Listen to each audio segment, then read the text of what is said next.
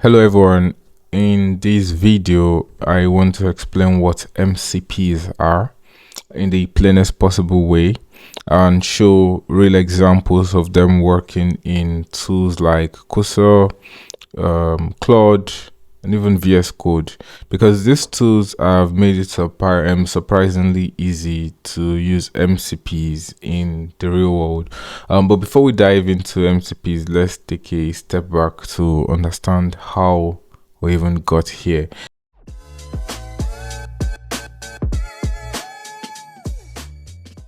And if you remember back in late 2022, 2023, ChatGPT came into the spotlight because it gave us a simple chat interface with GPT, which is the powerful LLM, large language model. Now what happened was you could ask questions, you could write essays, you could get code explanations, basically like a smart assistant you could talk to. But the thing is, LLMs like ChatGPT were great. They were great at giving instructions, information, but they could not do things. For example, if you say book me a flight, if you tell ChatGPT that as a then or even right now, it's just explain how you can do it. It's tell you go to this site, do this. It will even give you like clear navigation options, but apparently it cannot do all of these things for you. And this is what led to the rise of AI agents. They are like LLMs that can act. They are able to act because they are connected to APIs of these tools.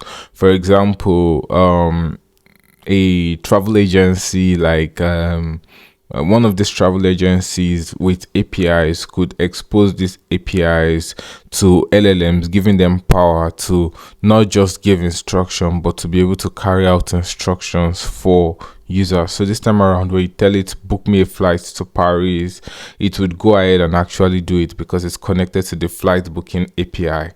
Now, but there was another problem because every agent is built differently. Developers had to custom connect each tool, like the integration that works for the way Google Calendar is integrated is totally different from how Slack is integrated and how Notion and all. And this was the problem Claude saw, and the entire goal was to create a protocol, just like how we have REST API, a defined way for us to like interact with APIs and all. So now this is MCP is like a universal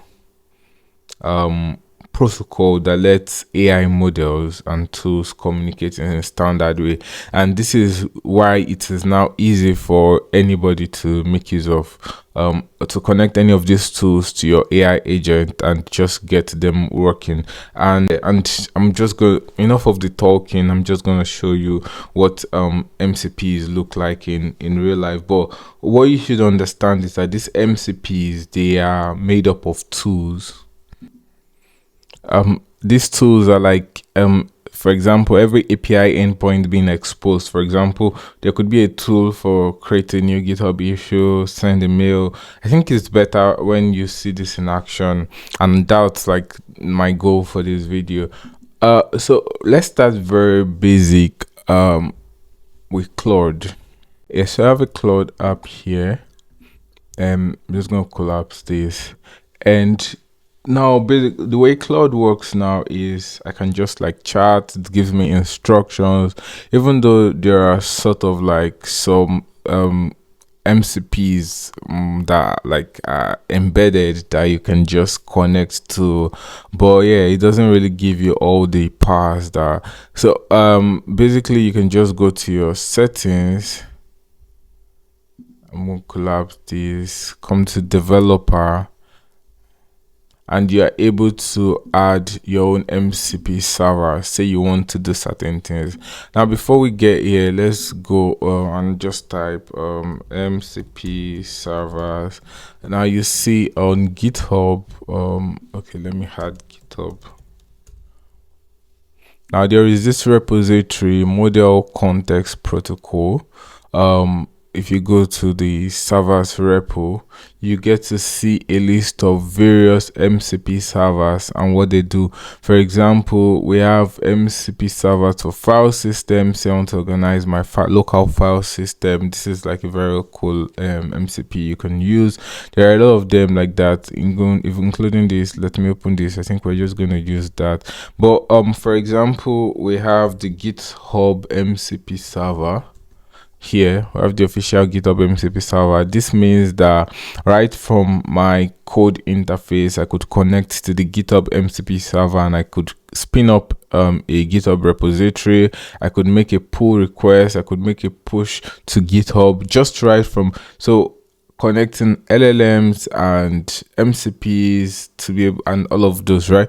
Now also we also have MCP servers for various other tools like your Google Calendar, Google Cloud Run, meaning I could deploy my project just right from my AI agent. And all of them, I think Playwright, imagine you could write tests directly, you could crawl, all of those things. It's just super gives your AI agents more power because they have access to these tools via their API and all of that, right? Now first off, just to make these things easy, this is the time MCP server. This is just a very basic MCP server that helps you get current time, help you convert time and all of that, right? What I'm going to do now, there are different ways for you to make use of an MCP server, and the documentation explains it properly. Now you see here, configure for Claude, for Z, for VS Code and all of that, right? Now say I want to integrate for Claude, you can make use of Docker. Now this means you would need to have Docker running locally on your computer. You can like download Cloud Docker desktop and all of that. Now what happens is you get to copy this and then you add it, and then you add it here. So if I click on edit config, it loads up the file, and then I can just open this file with say Cursor. Yeah, so when I open up files, because I don't have any MCP server set up now, it's empty.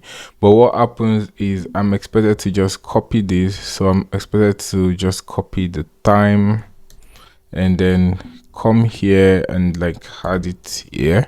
Now this is like a Docker command. Now for other MCP servers, they have a remote, they have different like, so depending on what you want. But yeah, Docker is like very easy to set up. And once you save this, you can just close it. I'm gonna take this off. You can close it, you can come back here and close this and restart it. Now when you restart it, we can just go to settings, go to developer, and then we see that we have an MCP running here. So as we add more MCPs, they are all listed here, and we see that the time MCP is running. Now for some MCPs, they get to show you the various tools that are available for this MCP. We're going to see that later, but for you to see the various tools that are available, when we come here, so you see available tools, we have the get current time. This helps us get time. We have convert time. So for an MCP like GitHub, this is going to be like a whole lot of tools.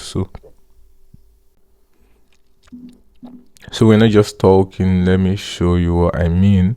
Now this is the GitHub MCP server, and when you scroll to the list of tools, you see here, okay, tools, yeah, and it's grouped into different things.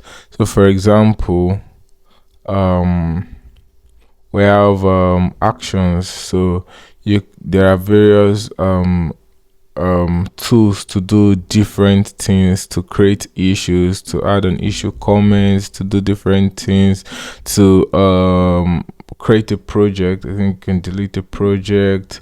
Yeah, and we're going to see all of this. Now this is all of these tools is like plug into a particular endpoint, and they're able to do particular things. Yeah, so but I'm starting with this because it's easy, and like, yeah, so we have these two tools, and we have them, we can access them in our MCP server. So this means we can go back to our Claude application and interact with this MCP. So if you click here, you come here and you see time here, and you see these are the available tools here. This is also like looking for, so you can disable a particular tool. You have access to all the tools. So now I can just say tell me time in Germany. And what's going to happen is it's going to try and use the MCP server, and it's going to, yeah, so it says trying to make use of, it says Claude wants to get the current time. It's added the Germany time zone, and you see this is the LLM working, getting to feel all of these things. Now once we click once, it is now interacting with the MCP. Now it's always good for you to initiate all of this command so that it doesn't like end up spinning up a lot of things for you which you don't want, right? Now when I click on allow once, it's going to interact with the MCP server, and it's going to interact with the API and all of those things, and it gives us the current time in Germany, like in Germany straight up. And I can also convert time. Say I want to convert Nigerian time to China or something.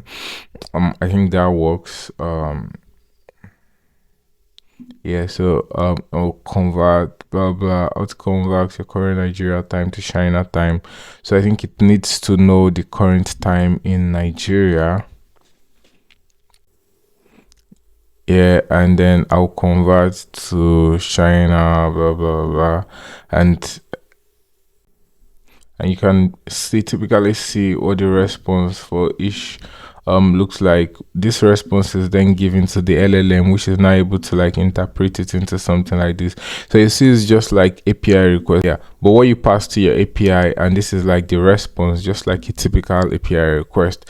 And same thing here, we see the response, and then this response is given to LLM and gives us in a very like in a clear format, right? Now you see when it's 3:58 a.m. in Nigeria, it's apparently 10:58 a.m. in China. So China is 7 hours ahead of Nigeria, and all these things, right? But apparently what's happening here is it's interacting with this LLM. So when I turn it off, if I turn it off and I tell it to do same thing, this time around it's going to be like the LLM just doing its thing and not being controlled by any MCP server. So it's just doing its own thing. And yeah, but with MCP servers, it's able to like make more detailed decisions, and there are a lot of MCP servers that gives you this supercharge, that gives your AI agent this supercharge. Now this is just one very basic example. I think the more detailed example I'm going to be showing you is in is making use of Cursor with GitHub, with the GitHub MCP server, and I think that's like a more detailed example that anybody will want to like see. So now here is my Cursor app. Just gonna make it. Now here's my Cursor app, and apparently for us to access MCP servers, it's way easy. For us to access MCP servers, I think you just come to settings, you go to tools and MCPs, and then you're able to add your MCP server here. There's an mcp.json file. Now this is a global way of adding MCP server. So if you have a specific project, you can just create a .cursor folder and create an mcp.json file there, and that's going to apply to that particular workspace. But yeah, you can add MCP servers globally to your project. Now what you get to add here, you go to the particular MCP server, and then for example you're able to like see that, okay, yeah, you can copy this from here and add it. Oh no, not this, because you would need to add, your GitHub personal access token. Now this is when you want to set it up locally or something like that. But to save you all of this stress, when you go to the documentation, so for example, if it's VS Code, you can just click on this button and it opens directly to your VS Code. But since I'm going to be making use of Cursor, you see here there is like a Cursor installation guide. Now when I click on that, I see detailed steps on how to add it to Cursor and all of that, right? So for example, I can just copy this from here and paste it there. Or if I don't want to go through all of these steps, so it tells me, oh, I need, so if I want to create a workspace specific particular to a workspace, I get to create a .cursor folder and then create a mcp.json file, and I can just copy all of this and paste it there, and then this is only available to that particular project. Now, but one thing you would need is you always need your GitHub personal access token. So so I think I was supposed to open it in a new tab. So yeah, I'm just going to open this in a new tab. But let's get straight to it. So I'm going to click add to Cursor, and when I do that, it's just going to open Cursor.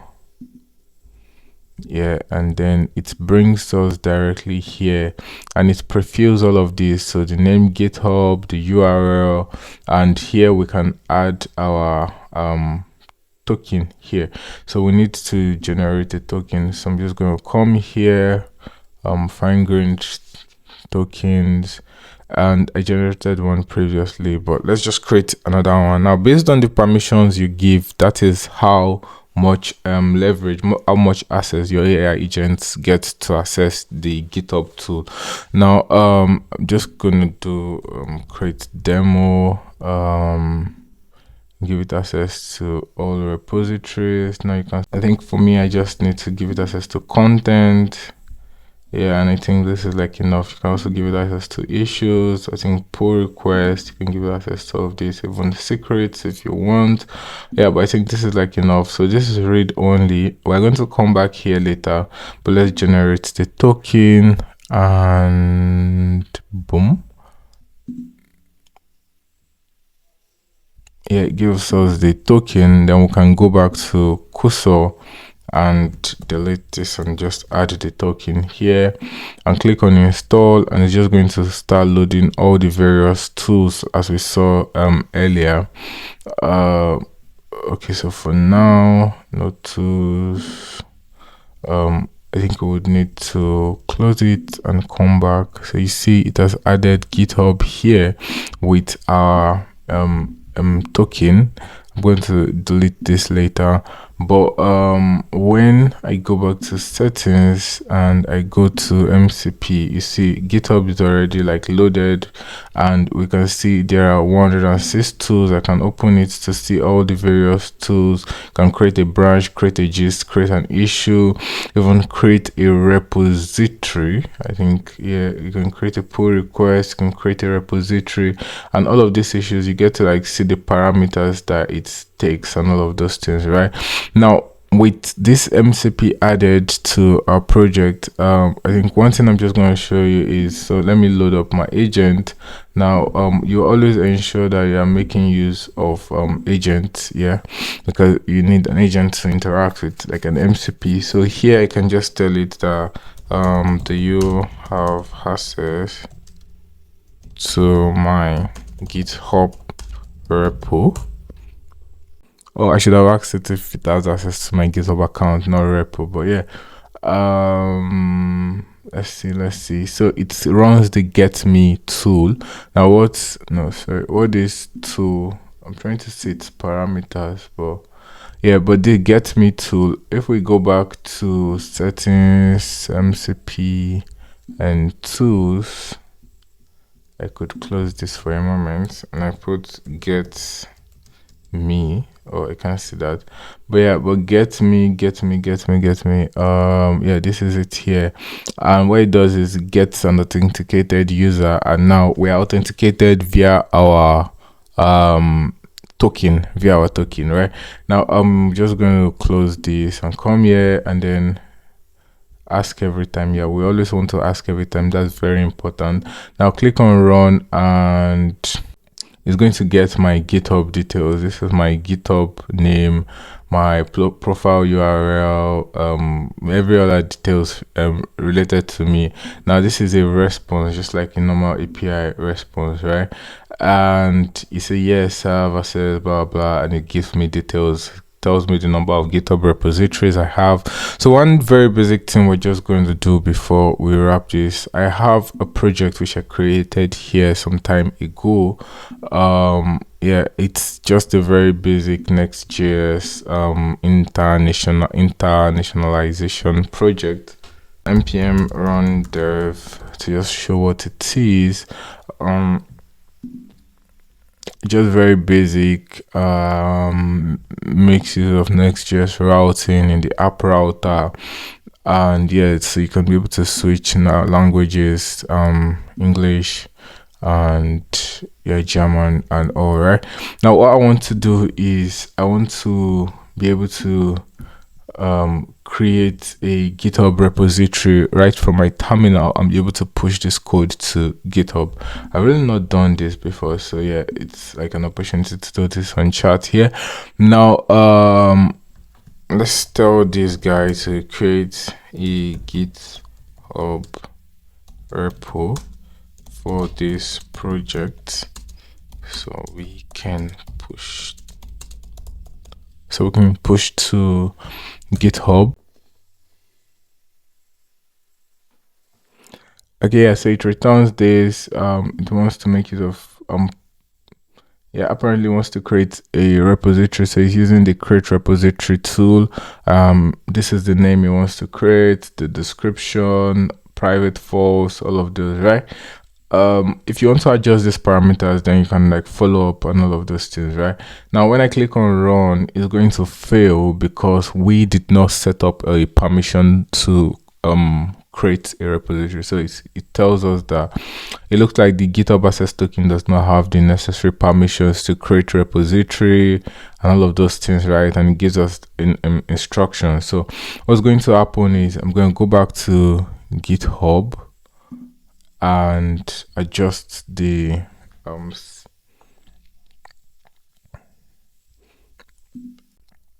going to grant access to administration, and administration lets you create repositories, delete repositories, and all of those things. You have to be careful with settings like this, and then we're going to give it right access, and then we're going to click on update.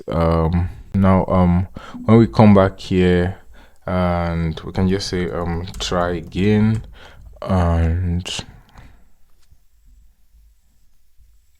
same thing, it wants to run the create repository tool, passing all of these details.